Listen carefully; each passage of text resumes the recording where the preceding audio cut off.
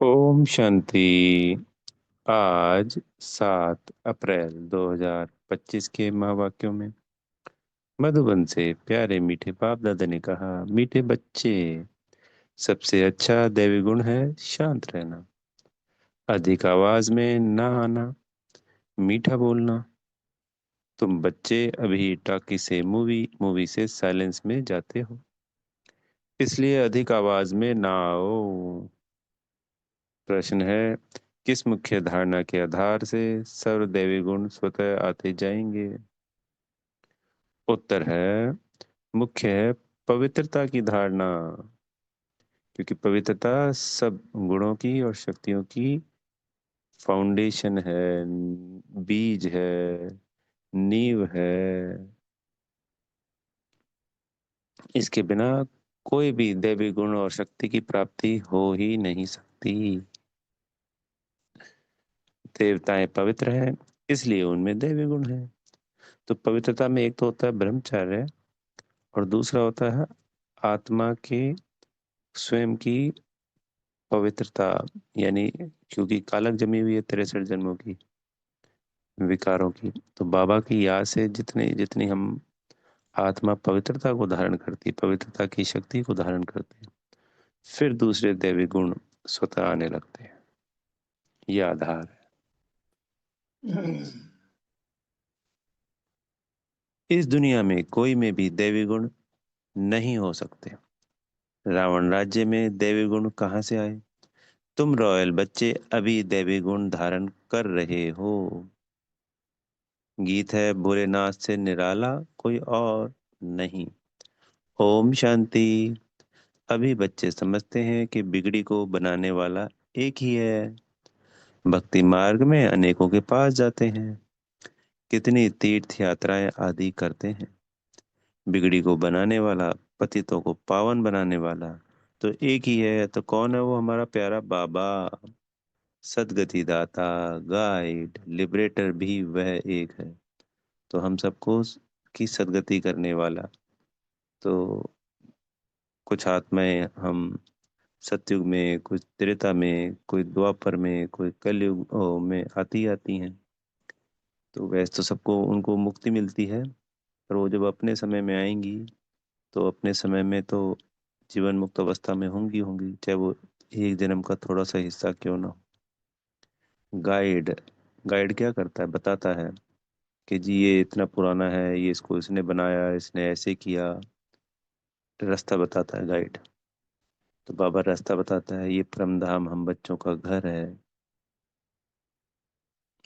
ऐसे चलना है, ये तुमको करना है, तो इससे तुम पावन बन जाएंगे। फिर लिबरेटर, इस रावण की दुनिया से, इस दलदल से, इस कबाड़ खाने से लिबरेट करने वाला, आजादी दिलाने वाला, इस गुलामी से, इन विकारों से, इन 63 जन्मों के विकर्मों के बोझों से। वो लिबरेटर वो एक ही है। कौन? मेरा प्यारा बाबा। अब गायन है, परंतु अनेक मनुष्य, अनेक धर्म, मठ, पंथ, शास्त्र होने कारण अनेक रास्ते ढूंढते रहते हैं। सुख और शांति के लिए सत्संगों में जाते हैं ना, जो नहीं जाते वह मायावी मस्ती में ही मस्त रहते हैं।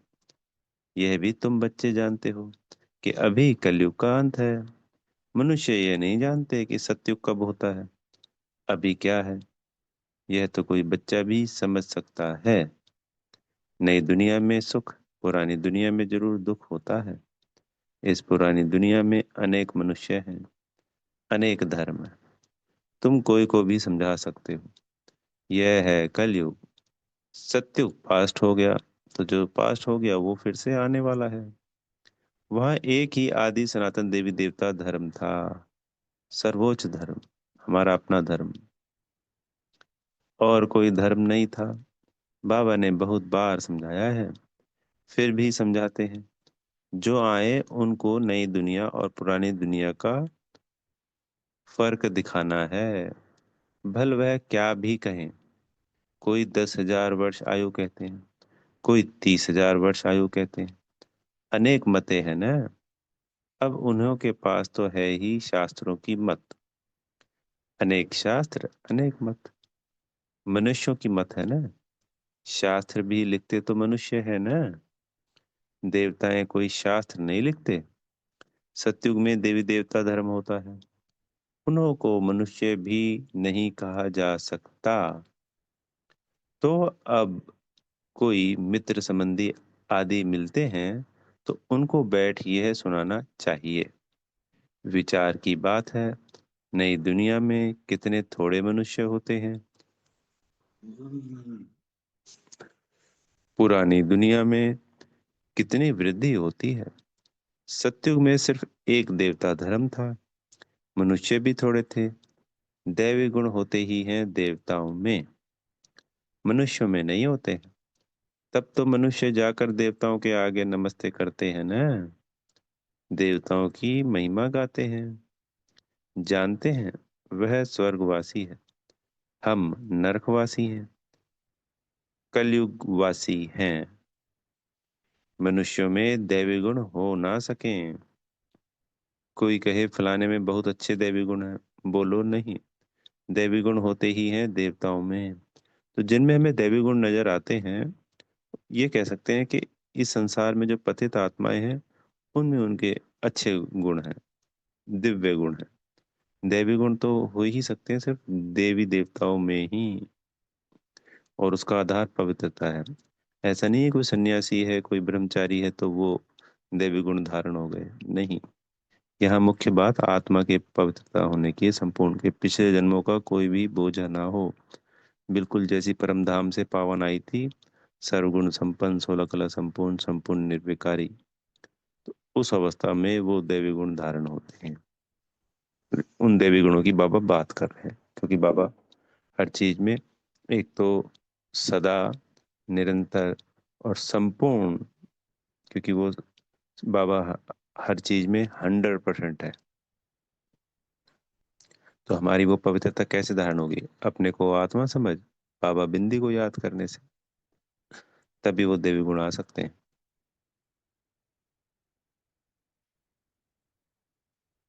बोलो नहीं, देवी गुण होते ही हैं देवताओं में, क्योंकि वह पवित्र है। यह पवित्र ना होने के कारण कोई में देवी गुण हो ना सके, क्योंकि आसुरी रावण राज्य है ना। नए झाड़ में देवी गुण वाले देवताएं रहते हैं, फिर झाड़ पुराना होता है। रावण राज्य में देवी गुण वाले हो ना सके। सतयुग में आदि सनातन देवी देवताओं का प्रवृत्ति मार्ग था। प्रवृत्ति मार्ग वालों की ही महिमा गाई हुई है। सतयुग में हम पवित्र देवी देवता थे। संन्यास मार्ग था नहीं। कितनी पॉइंट्स मिलती, परंतु सभी पॉइंट्स किसकी बुद्धि में रह ना सके।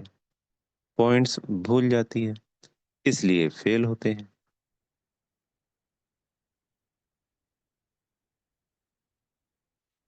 दैवी गुण धारण नहीं करते हैं।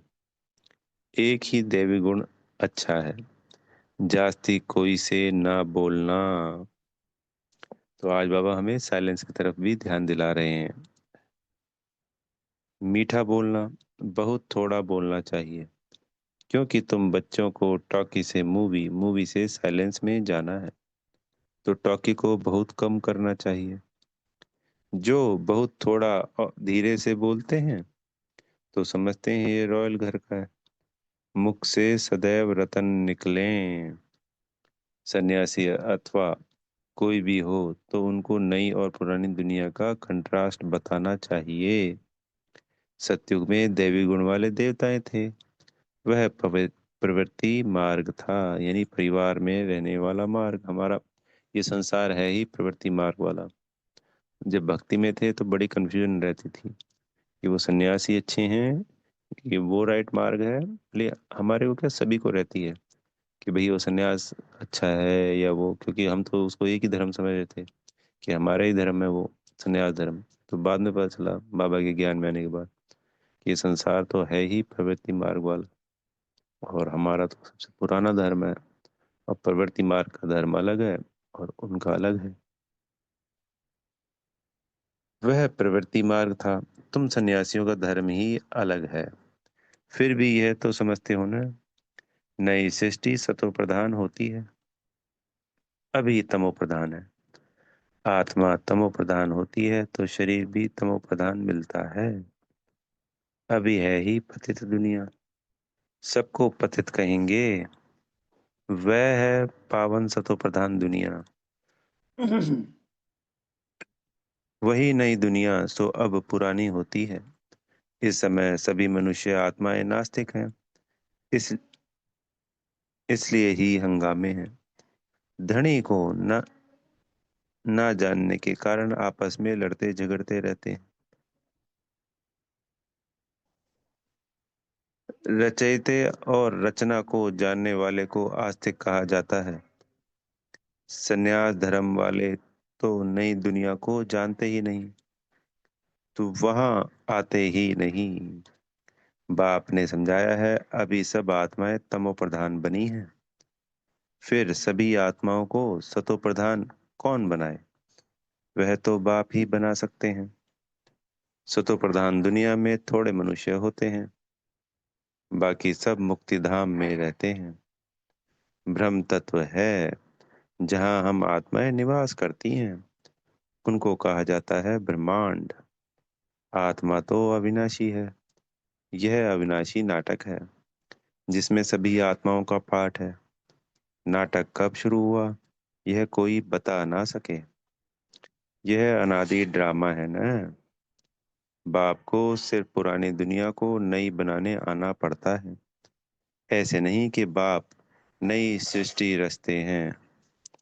जब पतित होते हैं तभी पुकारते हैं। सतयुग में कोई पुकारते नहीं। है ही पावन दुनिया। रावण पतित बनाते हैं, परमपिता परमात्मा आकर पावन बनाते हैं।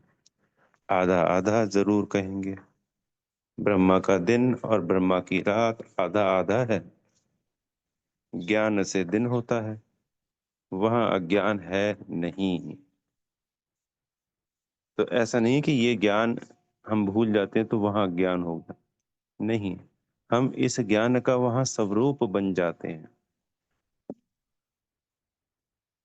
वहां पे इस ज्ञान के आधार पर हमारा कर्म होता है, इस ज्ञान के आधार से हमारा जीवन होता है। इस ज्ञान से जो हम गुण और शक्तियां इस वक्त पवित्रता को धारण करके देवी गुण शक्तियां धारण करते हैं, तो वो हमारा संस्कार होता है, वो हमारा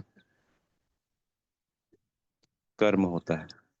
तो ये ज्ञान नहीं होने के बावजूद भी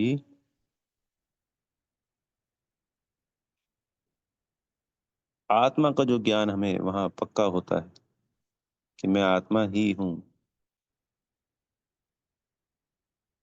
तो वो सदा इमर्ज रहता है। तो सारा ज्ञान इमर्ज रूप में रहता है। इस वक्त द्वापर कलयुग में आके वो मर्ज होते होते संपूर्ण रीति मर्ज हो जाता है। तो जो अज्ञानता है, जो अंधविश्वास है, जो व्यर्थ है, नेगेटिव है, उसमें आत्मा चली जाती है। फिर बाबा आके वापस उस ज्ञान को, जो आत्मा परम धाम से लेके आती है, जो उसका अनादि ज्ञान है, अनादि गुण शक्तियां हैं, उसको इमर्ज कराते हैं। वहाँ अज्ञान है नहीं। भक्ति मार्ग को अंधियारा मार्ग कहा जाता है। देवताएं पुनर्जन्म लेते लेते फिर अंधियारे में आते हैं। इसलिए इस सीढ़ी में दिखाया है मनुष्य कैसे सतो रजो तमो में आते हैं। अभी सबकी जड़ीभूत अवस्था है। बाप आते हैं ट्रांसफर करने, अर्थात मनुष्य को देवता बनाने। जब देवता थे तो पुजारी गुण वाले मनुष्य नहीं थे।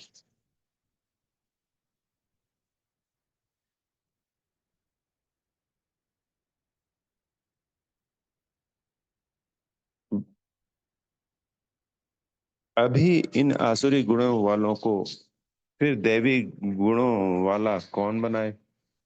अभी तो अनेक धर्म है, अनेक मनुष्य हैं।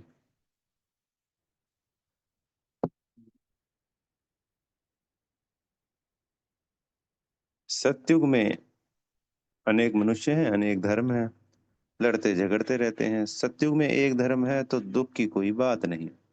शास्त्रों में तो बहुत दंत कथाएं हैं जो जन जन्मांतर पढ़ते आए हैं।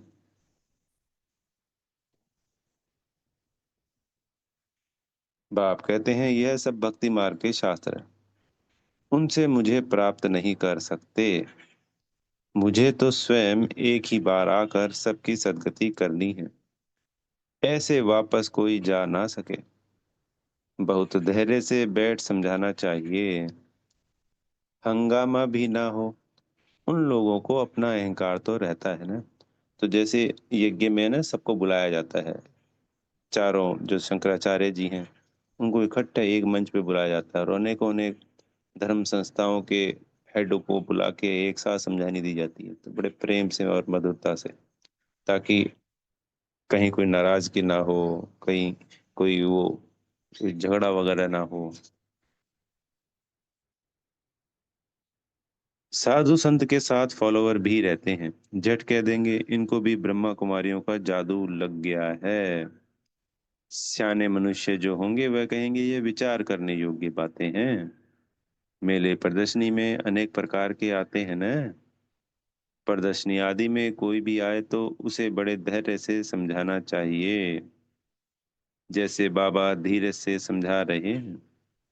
बहुत जोर से बोलना नहीं चाहिए। प्रदर्शनी में तो बहुत इकट्ठे हो जाते हैं। फिर कह देना चाहिए आप कुछ टाइम देकर एकांत में आकर समझेंगे तो आपको रचयिता और रचना का राज समझाएंगे। रचना के आदि मध्य अंत का ज्ञान रचयिता बाप ही समझाते हैं। बाकी तो सब नेति नेति ही करके जाते हैं।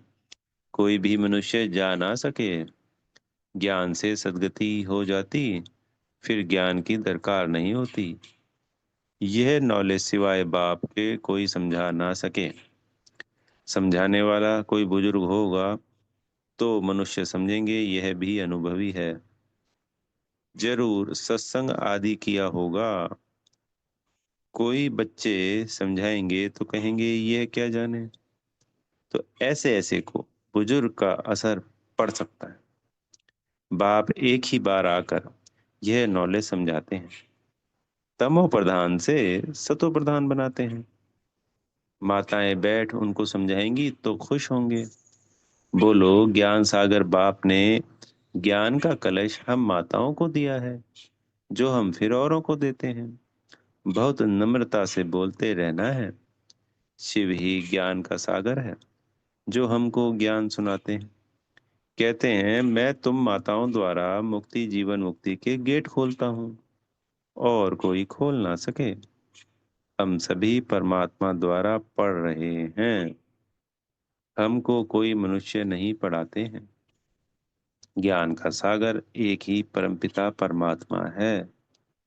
तुम सब भक्ति के सागर हो, भक्ति की अथॉरिटी हो, ना कि ज्ञान की। कि उनको गलतफहमी है, जो शास्त्रों का ज्ञान है वही राइट ज्ञान है। ज्ञान की अथॉरिटी एक मैं ही हूँ। महिमा भी एक की ही करते हैं, वही ऊंचते ऊंच। हम उनको ही मानते हैं। वह हमको ब्रह्मा तन से पढ़ाते हैं। इसलिए ब्रह्मा कुमार कुमारियां गाए हुए हैं। ऐसे बहुत मीठे रूप में बैठ समझाओ। भल कितना भी पढ़ा हुआ हो, ढेर प्रश्न करते हैं। पहले पहले तो बाप पर ही निश्चय कराना है। पहले तुम यह समझो, रास्ता बाप है वह नहीं। क्योंकि किसी को अगर ये समझ में नहीं आया कि शिव बाबा ही रास्ता है, वही परमात्मा है, तो आगे ज्ञान देने का कोई फायदा नहीं। जिसको इस बात पे निश्चय हो जाए कि मैं आत्मा हूँ और शिव बाबा परमात्मा है, उसी को आगे ज्ञान की चिट चैट करनी।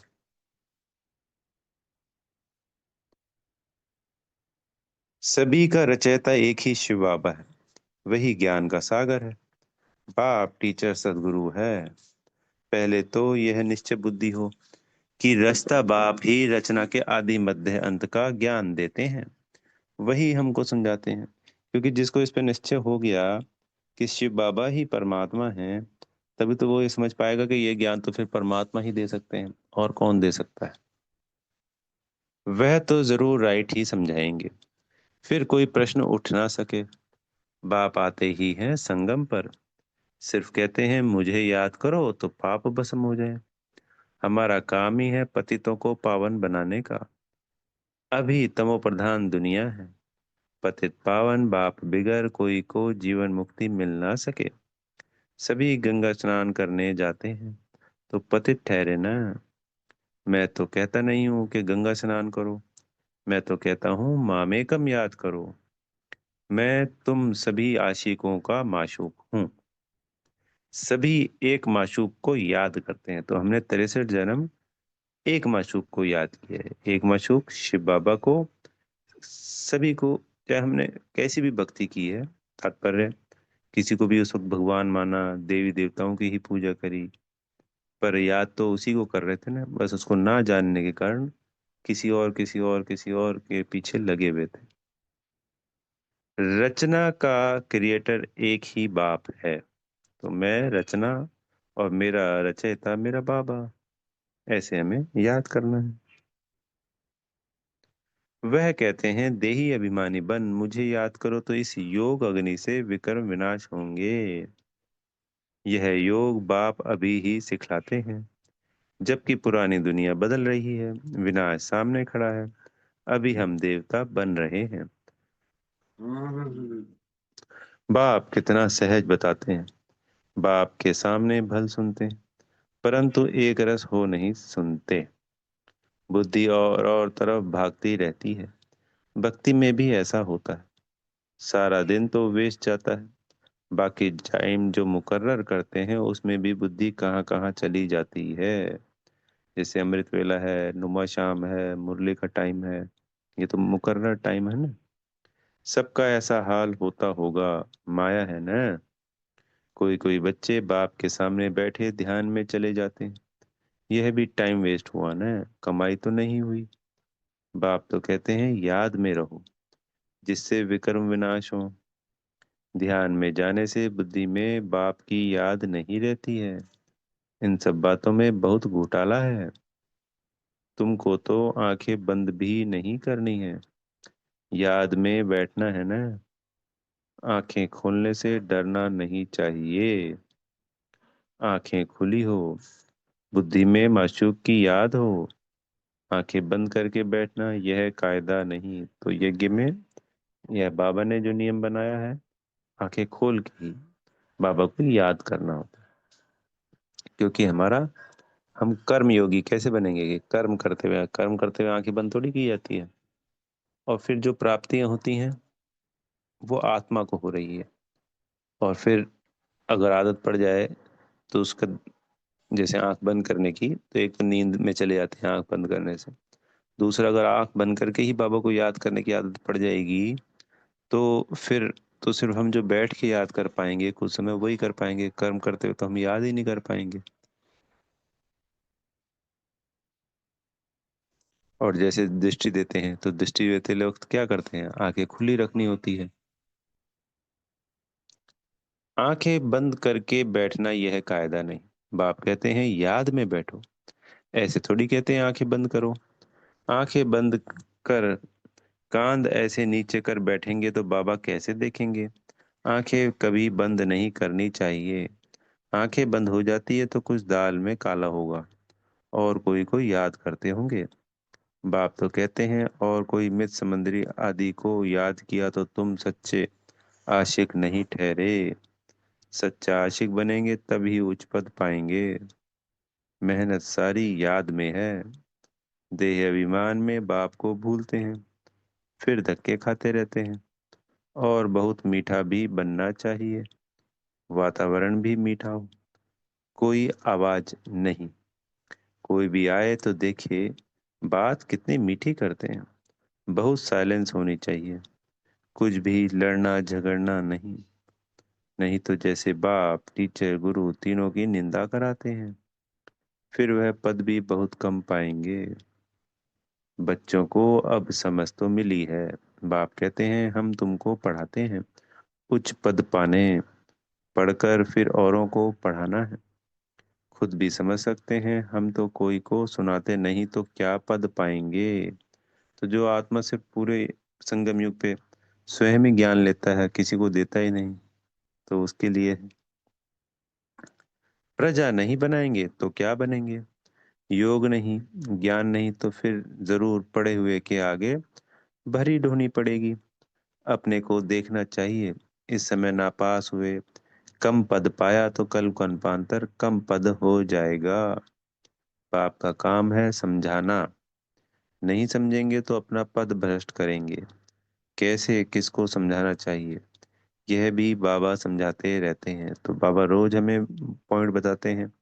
भक्ति की पॉइंट ही इसलिए बताई जाती है कि सामने जो होगी वो भक्त आत्मा ही तो होगी। और एक जो बाबा का बच्चा नया नया बनता है तो वो भी तो भक्त आत्मा ही बनता है ना। तो उसको जब ये समझ में आएगा कि भक्ति में तो ये घोटाला था और ये राइट है ज्ञान, तभी तो वो भक्ति को भी तो छोड़ेगा ना। तो इससे दोनों काम होते हैं, एक तो नए बच्चे भक्ति छोड़ते हैं, और पुराने बच्चों में भी जो संस्कार है भक्ति के, 63 जन्मों के हमारे अंदर संस्कार है।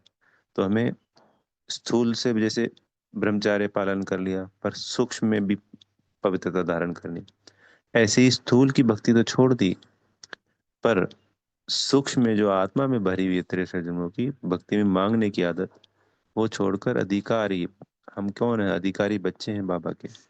तो उस तरीके से उनको याद करना, ये भी तो तभी होगा ना जब हमें पता चलेगा कि भक्ति का हर पॉइंट ही रॉन्ग है। भक्ति में राइट सिर्फ इतना ही था कि जिस शुद्ध श्रद्धा भाव से, विश्वास से उस भगवान को याद करते थे, सिर्फ वही, बाकी जो कर्म कांड है उनका कोई खास फल नहीं मिलता। सिर्फ उस भावना का आधार से बाबा हमें फल देता था। बाप का काम है समझाना, नहीं समझेंगे तो अपना पद भ्रष्ट करेंगे। कैसे किसको समझाना चाहिए वह भी बाबा समझाते रहते हैं। जितना थोड़ा और आहिस्ता बोलेंगे उतना अच्छा है। बाबा सर्विस करने वालों की महिमा भी करते हैं ना, बहुत अच्छी सर्विस करते हैं, तो बाबा की दिल पर चढ़ते हैं। सर्विस से तो दिल पर चढ़ेंगे ना। याद की यात्रा भी जरूर चाहिए, तब ही सतो प्रधान बनेंगे। सजा जास्ती खाएंगे तो पद कम हो जाएगा। पाप भस्म नहीं होते हैं तो सजा बहुत खानी पड़ती है, पद भी कम हो जाता है, उसको घाटा कहा जाता है। यह भी व्यापार है ना, घाटे में नहीं जाना चाहिए। दैवी गुण धारण करो, ऊंच बनना चाहिए। बाबा उन्नति के लिए किस्म किस्म की बातें सुनाते हैं। अब जो करेंगे सो पाएंगे। तुमको परिस्तानी बनना है, गुण भी ऐसे धारण करने हैं। अच्छा, मीठे मीठे सिकी लदे बच्चों प्रति माता पिता बाप दादा का याद प्यार और गुड मॉर्निंग। रूहानी बाप की रूहानी बच्चों को नमस्ते। हम रूहानी बच्चों की प्यारे मीठे रूहानी बाप दादा जी को याद प्यार, गुड मॉर्निंग और नमस्ते। धारणा के लिए मुख्य सार में पहला पॉइंट, किसी से भी बहुत नम्रता और धीरे से बातचीत करनी है। बोलचाल बहुत मीठा हो, साइलेंस का वातावरण हो, कोई भी आवाज ना हो, तब सर्विस की सफलता होगी। दूसरा पॉइंट, सच्चा सच्चा आशिक बन। एक माशूक को याद करना है, तो आज हम सभी बाबा को माशूक के रूप में याद करेंगे। याद में कभी आंखें बंद कर कांध नीचे करके नहीं बैठना है, देही अभिमानी होकर रहना है। सदगुरु जी से वरदान मिल रहा है, सर्व खजानों को स्वयं के प्रति और औरों के प्रति यूज करने वाले अखंड महादानी भाव।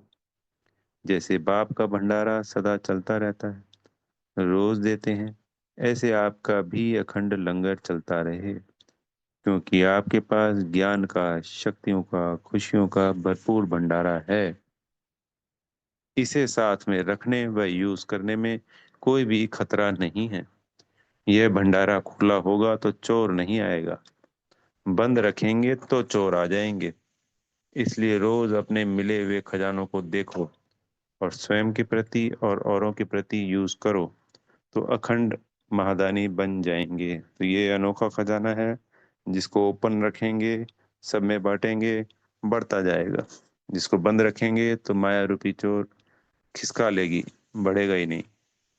स्लोगन है, सुने हुए को मनन करो, मनन करने से ही शक्तिशाली बनेंगे। तो मुरली का हमें मनन करना है और इसी से हम शक्तिशाली बनेंगे। अव्यक्त इशारे कंबाइंड रूप की स्मृति से सदा विजयी बनो। सेवा और स्थिति, बाप और आप, यह कंबाइंड स्थिति। कंबाइंड सेवा करो तो सदा फरिश्ते स्वरूप का अनुभव करेंगे। सदा बाप के साथ भी हैं और साथी भी हैं। यह डबल अनुभव हो। स्वयं की लगन में सदा साथ का अनुभव करो और सेवा में सदा साथी का अनुभव करो। अच्छा। ओम शांति। बेहद का धन्यवाद मेरे प्यारे मीठे माता पिता बाप दादाजी का, आप सभी आत्मा भाइयों का दिल से बेहद की शुभकामनाएं, शुभ भावनाएं। ओम शांति।